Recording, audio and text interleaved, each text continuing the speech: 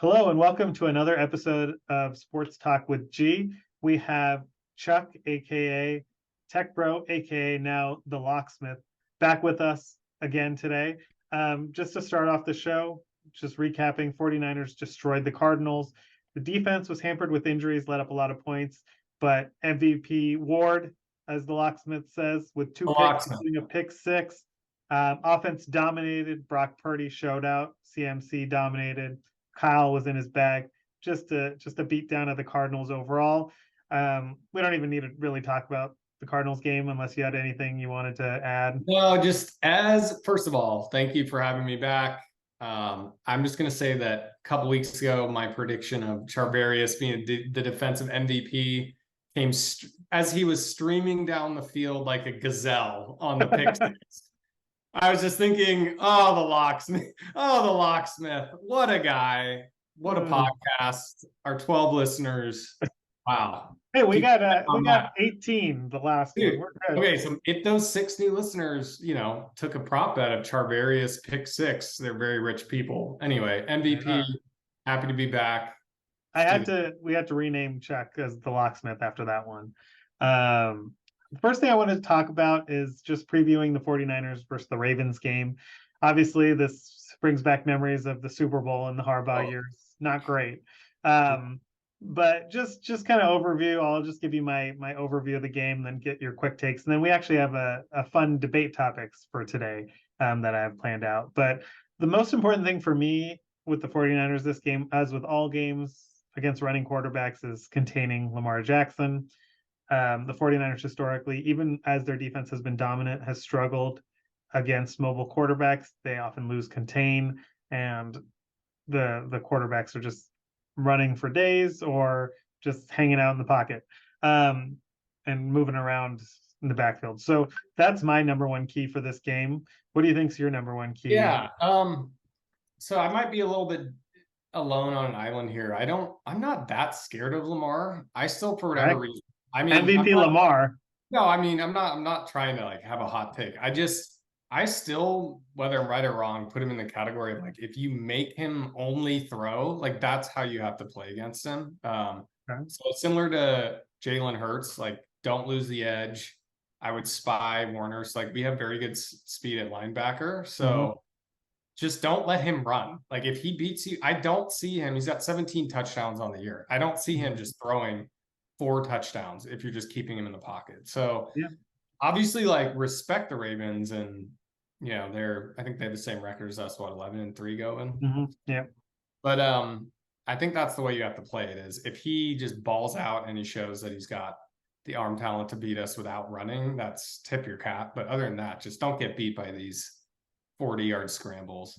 Even yesterday, how many passing yards did he have yesterday? I don't have that. But yeah, while you're looking that up, I think the Ravens are going to be without their running back Keaton Mitchell, who's been super explosive this year. Mark Andrews is still out. Isaiah Likely, their backup tight end, one of my few good pickups on the fantasy waiver wires of the year. Nice. Yeah. I'm out of fantasy. Shout out Joel. Love that. Oh, you lost to Joel this week. I lost to Joel. Fucking no. But we're a PG podcast. No more cussing allowed on this podcast. Right. We've heard from the fans. That true? Yes, that is true. I've gotten the feedback. Fan? Your daughter? No.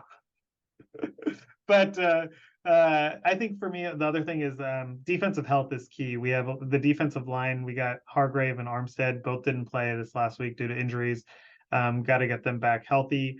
I think the backup D-line against the Cardinals obviously struggled against the run. There's no way to go around that. So health is going to be key.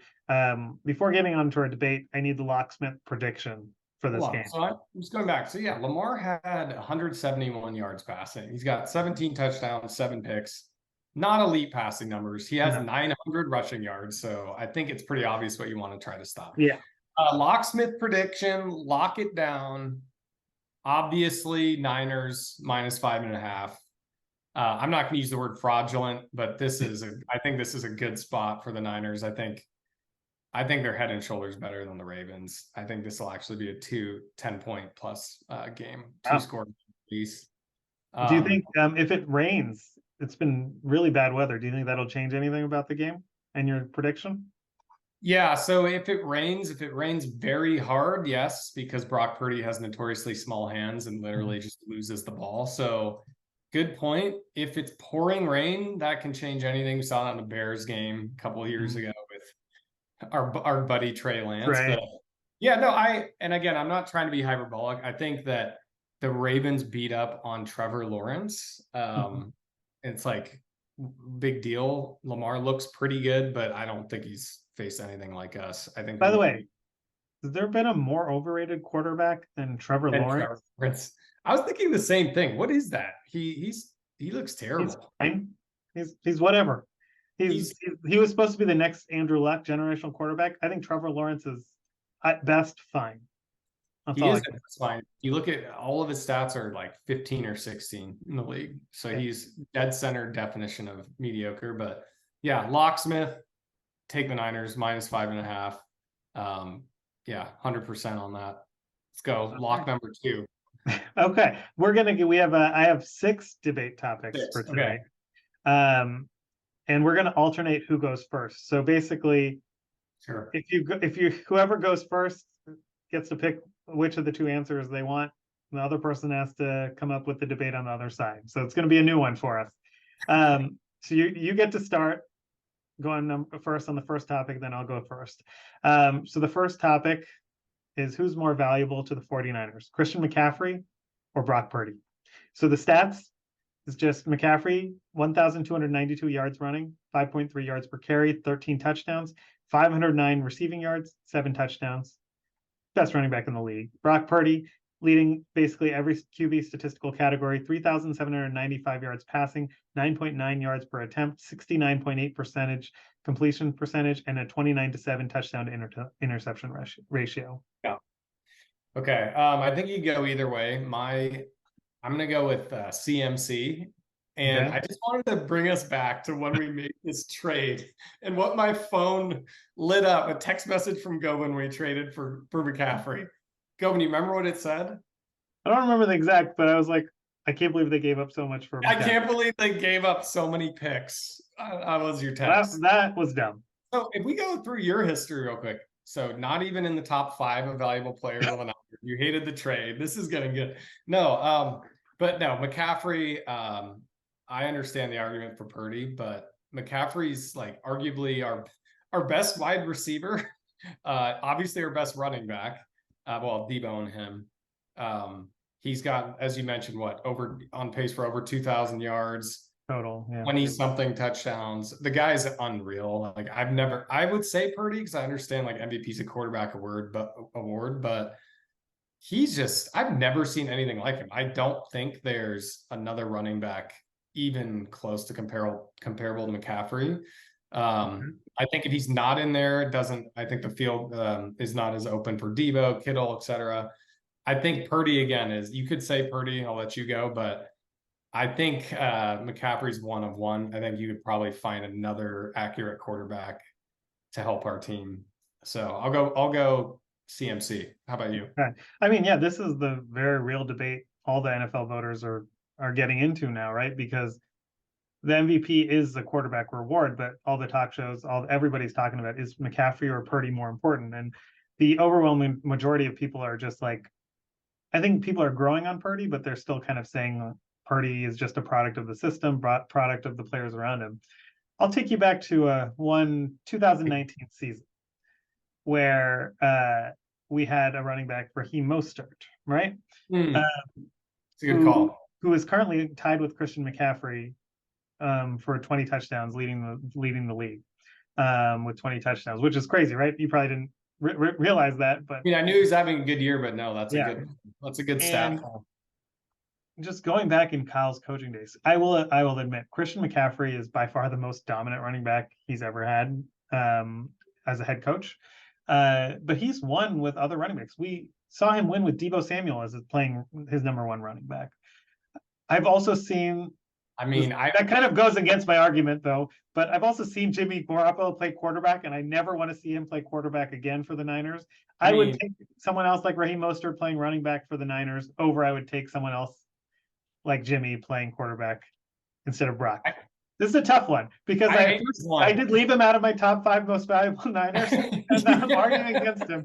The Niners offense has been literally dominant since McCaffrey came to the team, but Brock is just such a good quarterback, and a quarterback is always more valuable than a good running back, in my opinion. So I have to go with Brock. I think both of them are leading each of their respective positions in basically every statistical category, and just the history of the league, everything about it.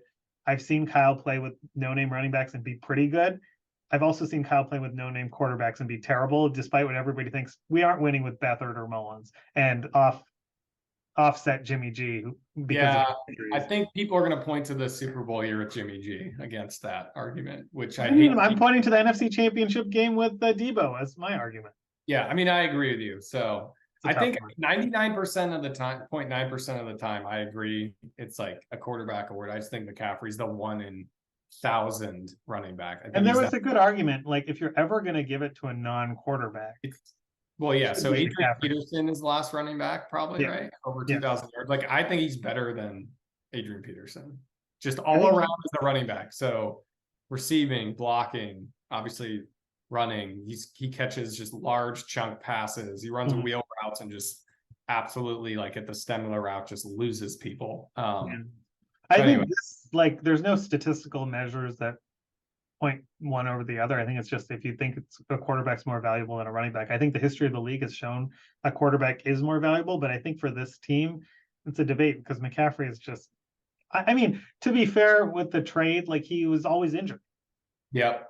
And I was just like, I've seen Kyle win with other running backs. I was just getting annoyed with him taking 3rd-round running backs, but then I realized it's better to trade 3rd rounds for star running backs than taking another Trey Sermon or Ty Davis Price. So, okay, so Chuck went with McCaffrey.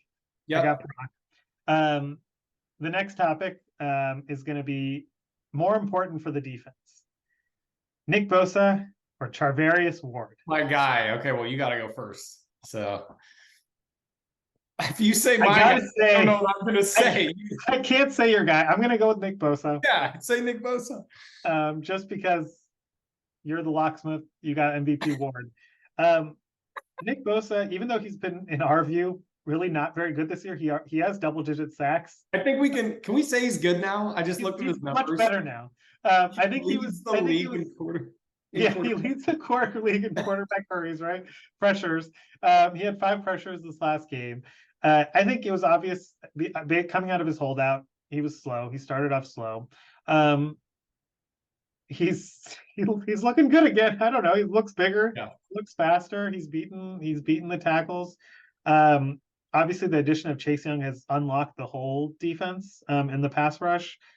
Bosa has been a game wrecker. I think defenses more and more can win with an elite pass rush and mediocre cornerbacks than with mediocre pass rush and elite cornerbacks. There's been a lot of teams with great lockdown corners, but you can always just pick on the other side if there's no pass rush getting to the quarterback. If you got Bosa humming on all cylinders, I think the defense is tough to beat because with the other guys healthy, like Hargrave, Armstead, Young, if you're going to double Bosa, which he deserves a double team, I mean, one of those other guys is going to get to the quarterback. Charvarius Ward, if I was the other team, I know Thomas and Lenore are better. I would just throw away from Ward. Yeah. Every time. Like, what is the big deal? Like, fine, even if he shadows Metcalf like you did against the Seahawks, throw to Lockett. I feel like they barely even tried. So I got to go with, as Richard Sherman says, Nicholas John Bosa. Oh, God. Richard Sherman. I still consider him a Seahawk, by the way. He considers himself both. There was a big... He was getting a fight with Seahawks fans this week. No, you can't be both. After the whole Crabtree thing, him calling a receiver. The answer is Charvarius Ward. This is ridiculous. How do you think Nick Bosa has the time to get to the quarterback? Because their coverage sacks half the time because Charvarius is just blanketed on name your wide receiver. Or he's, again, gallivanting like a gazelle with the ball back for a pick 6, just ending the game before it starts.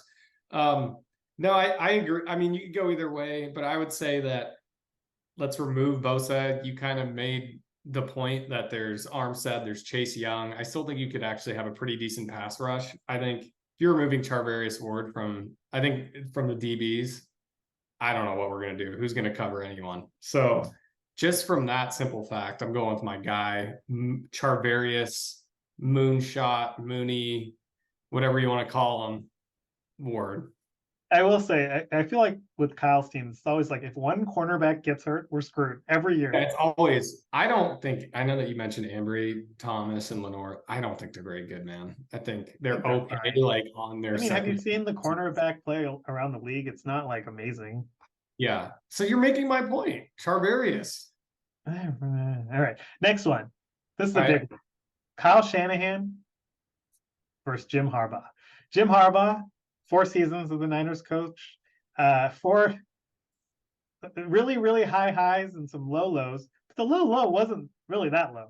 But he was 44 and 19 and 1 in 4 seasons, 3 NFC championship games, 1 Super Bowl loss to his brother at the Ravens, and lasted 4 seasons. But the last season, if I recall, he was 8 and 8.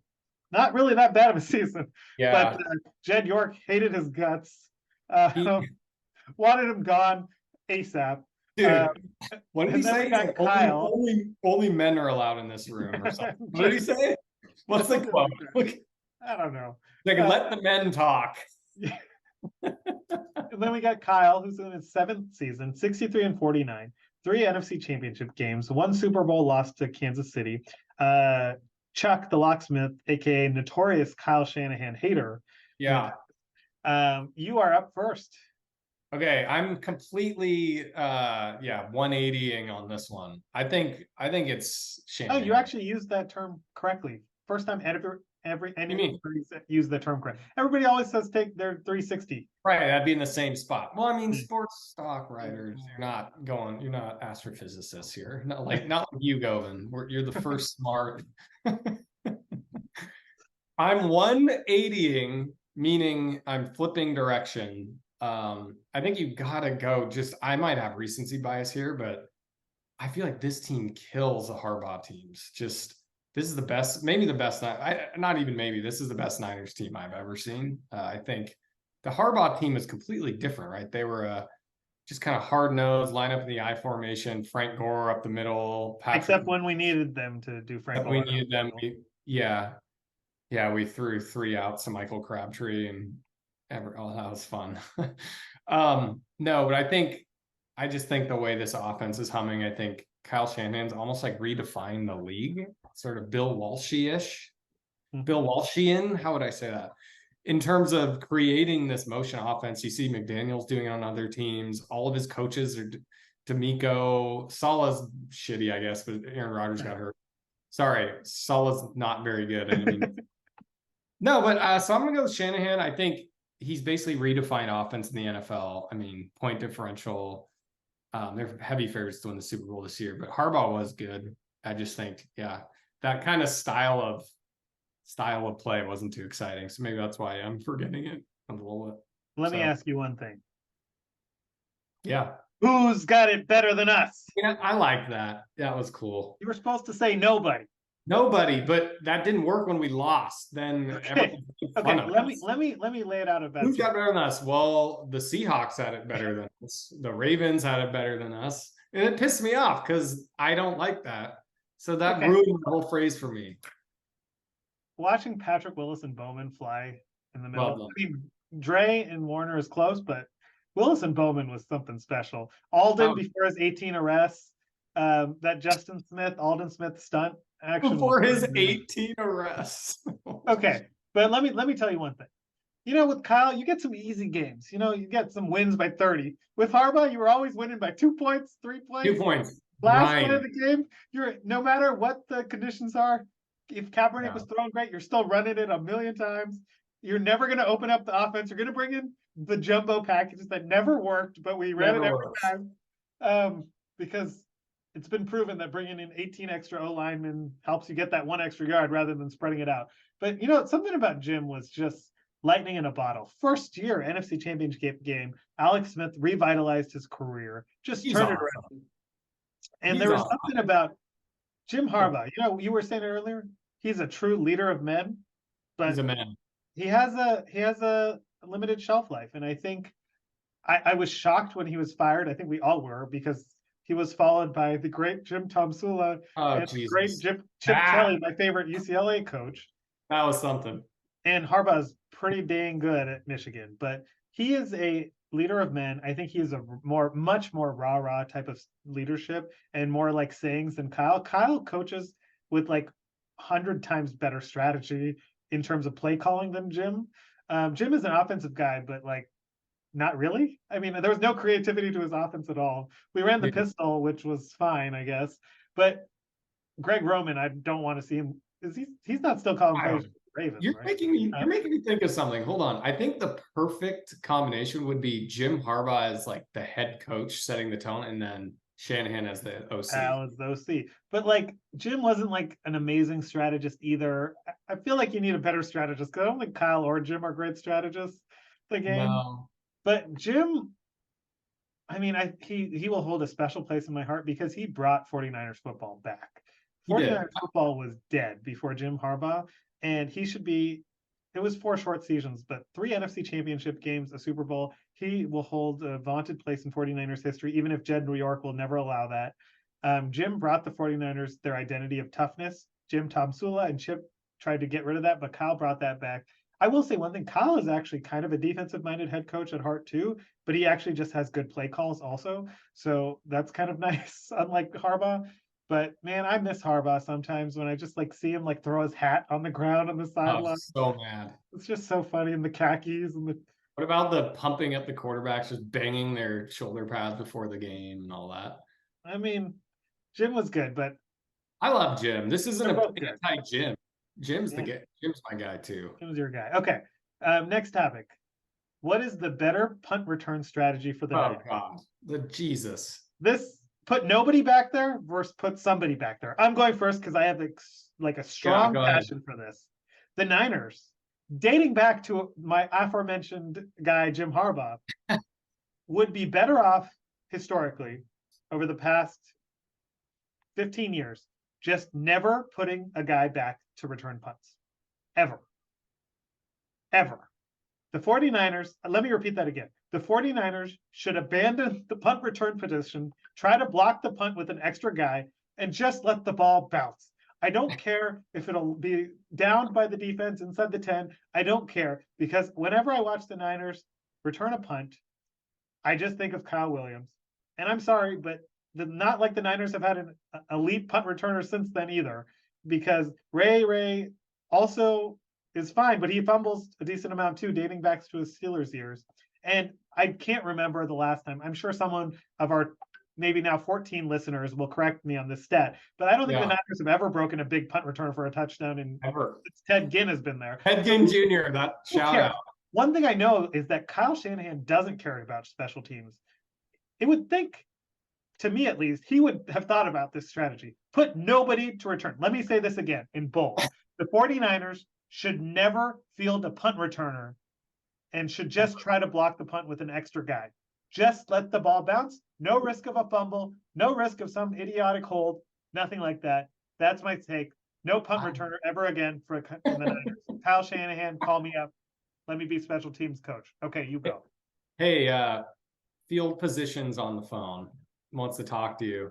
Yeah, when the ball's in the other team's hand, you're receiving a phone call from starting inside the 10-yard line every drive. I got Brock Purdy. I don't care.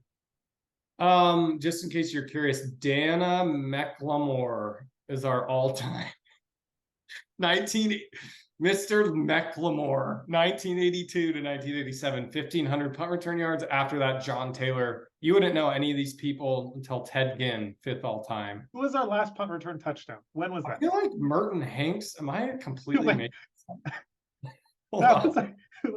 I gotta look this up too. Hold on. No, yeah, okay. Anyway, I'll go.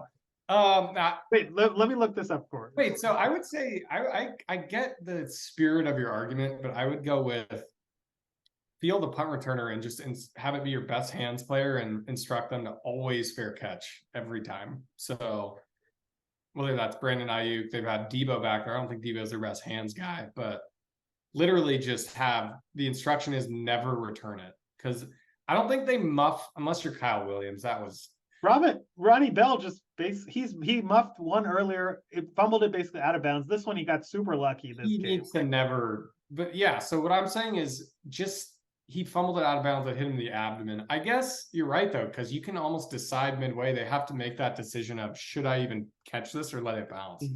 That's where they get caught. That's where the Kyle Williams. The punt returner in the moment, they're like, I can do this. I got this. I see it open. I think I'm locking it down. I'm 360ing fully back to you. I think I'm on your side. I think no punt returner. You convinced me. Wow. I mean, I think you're right. Dana McLemore is on the phone and would like to speak with us, but Dana is our number one all time. 1,500. Dana? It's probably Dana McLemore. Yeah, that's who it is. Okay. The next topic, I'm actually gonna do a little switch up on you, Chuck, here. Oh shoot. I want you to do something for me. Pull up Jimmy Garoppolo's 2019 stats for me. Wow, this is not planned. This is fun. This is unplanned. We had a different topic, but right.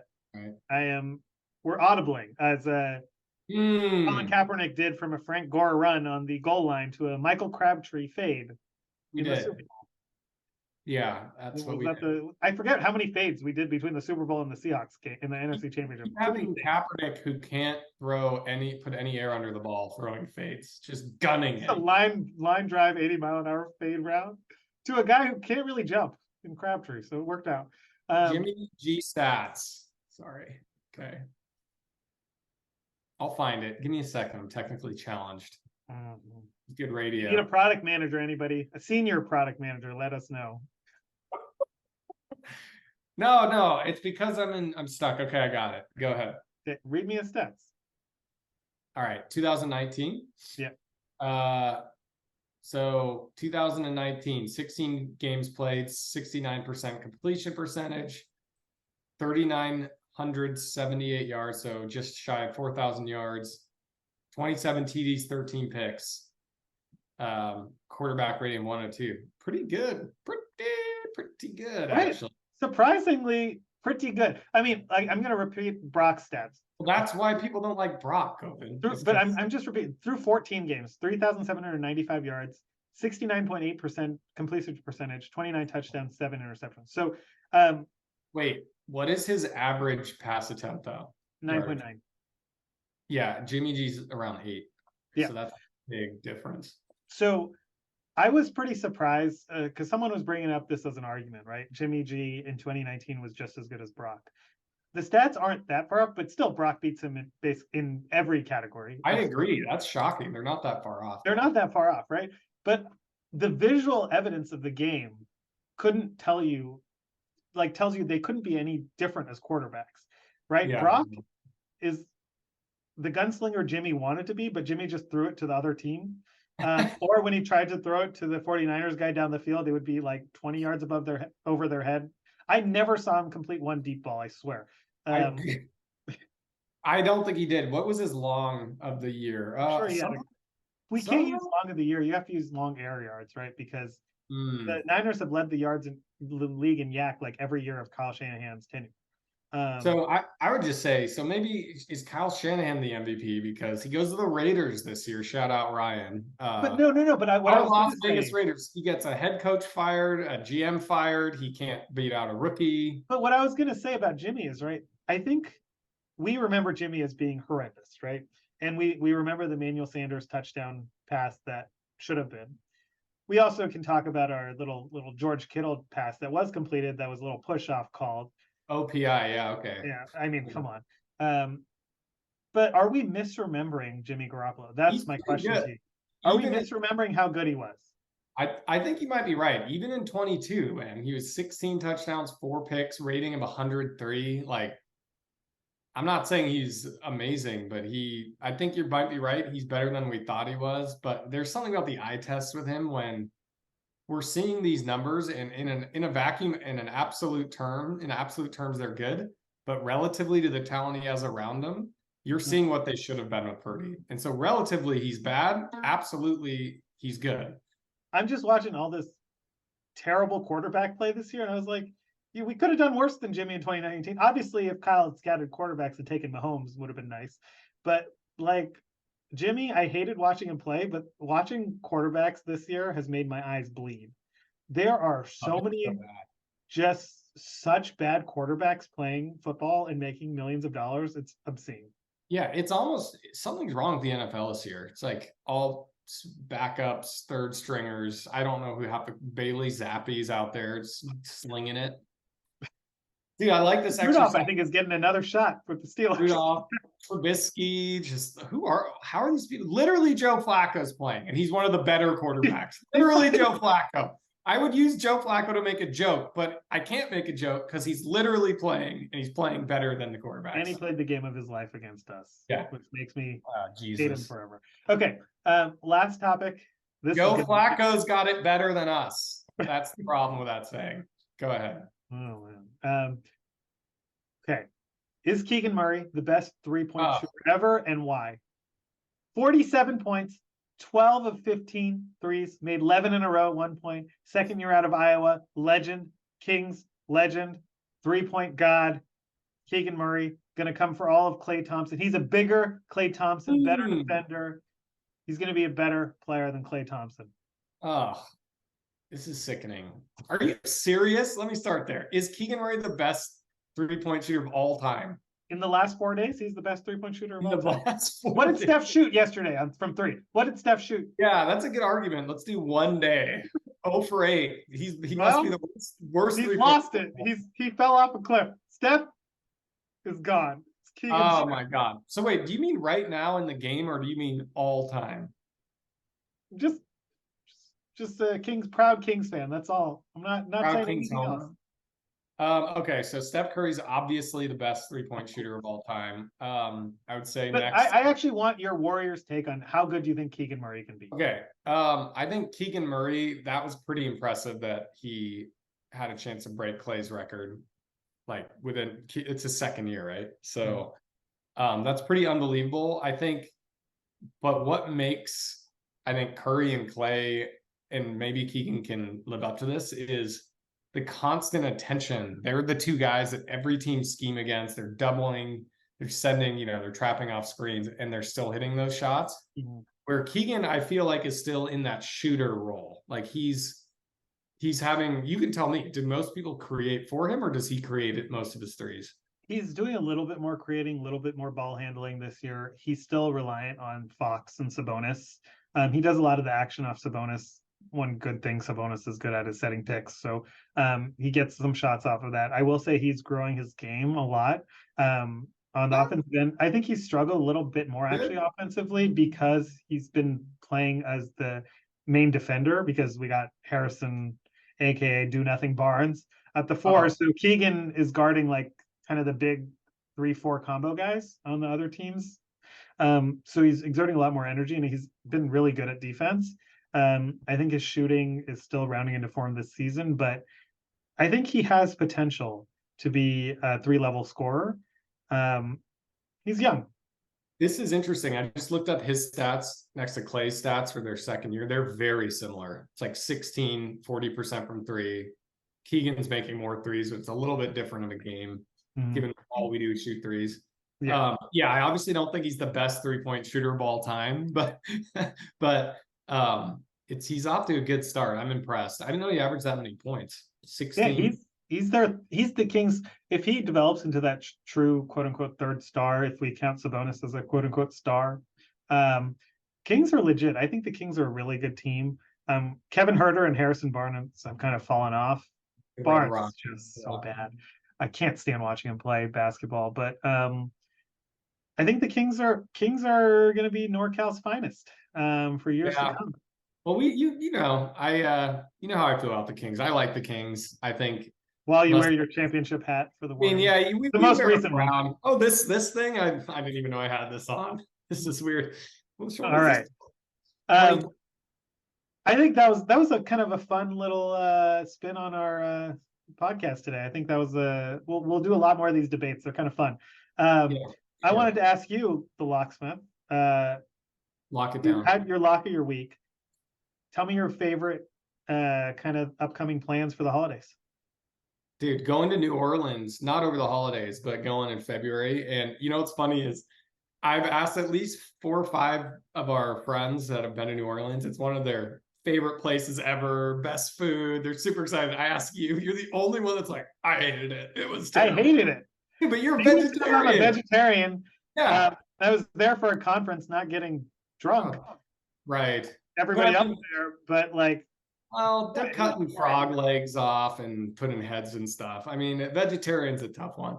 But yeah, it's just funny that you were my lone non-supporter. But yeah, I'm that's usually I stand alone in my thoughts. That's what I like to say. With that, we're gonna close out the show. The locksmith will be back on. lock it Um, down. everybody have a great holidays. Bye, everyone.